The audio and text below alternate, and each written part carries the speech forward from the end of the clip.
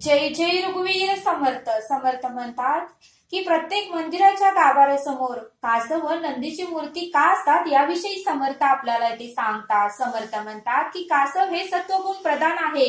कासवाला विष्णू देवाकडून वरदान मिळाले आहे. कासवाला विष्णू देवाकडून वरदान मिळाले आहे. यामुळे प्रत्येक मंदिराच्या गाभाऱ्यासमोर कासव असते. कासव हे सत्वगुणामुळे कासवाला सत्वगुणामुळे ज्ञान प्राप्त झाले आहे असं समर्थ आपल्याला ते सांगतात. समर्थ म्हणतात की कासव हे श्री विष्णूंना शरण गेले होते. कासव हे श्री विष्णूंना शरण आले होते आणि यामुळेच कासवाची मान सदैव खाली वाकलेली असते. त्याचं लक्ष नेहमी देवतेंच्या चरणाकडेच असतं असं समर्थ आपल्याला ते सांगतात. म्हणून समर्थ म्हणतात की काही मंदिरामध्ये मात्र कासवांची मान वर उचललेली दिसते. काही मंदिरामध्ये मात्र कासवांची मान ही वर उचललेली दिसते. मान वर उचलणे म्हणजे कुंडलिनी जागृत होणे. श्री विष्णूच्या आशीर्वादाने कासवाची कुंडलिनी शक्ती जागृत झाली होती आणि आध्यात्मिक उन्नतीची इच्छा जागृत होण्यासाठी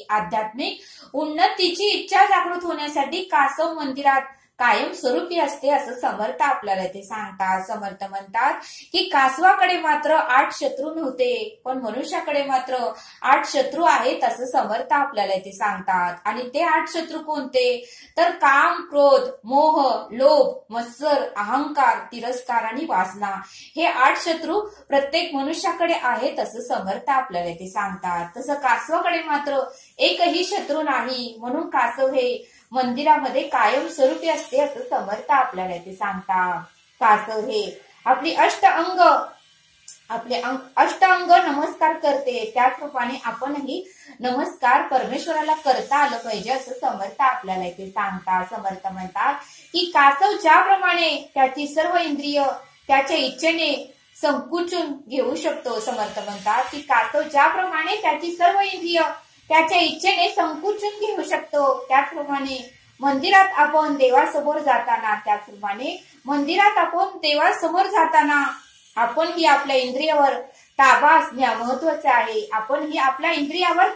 अत्यंत महत्वाचे आहे आणि इंद्रियावर ताबा असेल तरच आपल्याला परमेश्वराची भक्ती घडते, परमेश्वराचं दर्शन होतं असं समर्थांनी आपल्याला इथे सांगितलं. आणि म्हणून समर्थ म्हणतात की कासवाला नमस्कार करून आपण मंदिराच्या गाभाऱ्यात प्रवेश करतो. समर्थ म्हणतात की कासवाला सुरुवातीला नमस्कार करून आपण मंदिराच्या गाभाऱ्यात प्रवेश करतो आणि याचा भावार्थ असा आहे की कासवाच्या अंगी असलेल्या गुणाची जोपासना म्हणजे कासवाच्या अंगामध्ये जे काही गुण आहेत ते आपल्यामध्येही यावेत.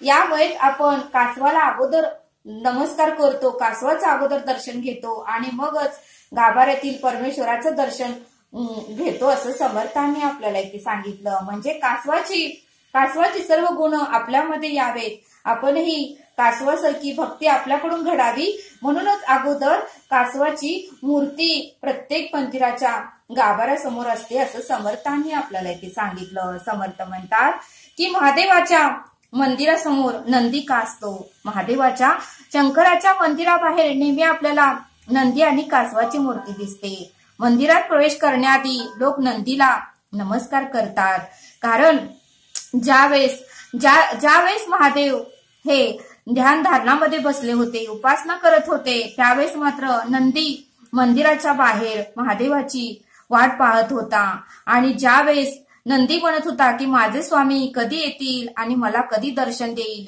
पण नंदीने मात्र जिद्द सोडली नाही, चिकाटी सोडली नाही. नंदी मात्र महादेव येईस्तपर्यंत तो तसाच बसून होता आणि त्यामुळेच महादेवाकडून नंदीलाही वरदान मिळालं होतं आणि त्यामुळेच नंदी ही महादेवाच्या मंदिरात गाभाऱ्याच्या समोर हा नंदीची मूर्ती नेहमी आपल्याला पाहायला मिळते असं समर्थ आपल्याला इथे सांगतात. आणि म्हणून समर्थ सांगतात की नंदी हे शंकराचे वाहन आहे, त्यामुळे मंदिराबाहेर नंदी नेहमी आपल्याला पाहायला मिळतो असं समर्थ आपल्याला इथे सांगतात. समर्थ म्हणतात की कासव हे वैराग्याचे प्रतीक आहे.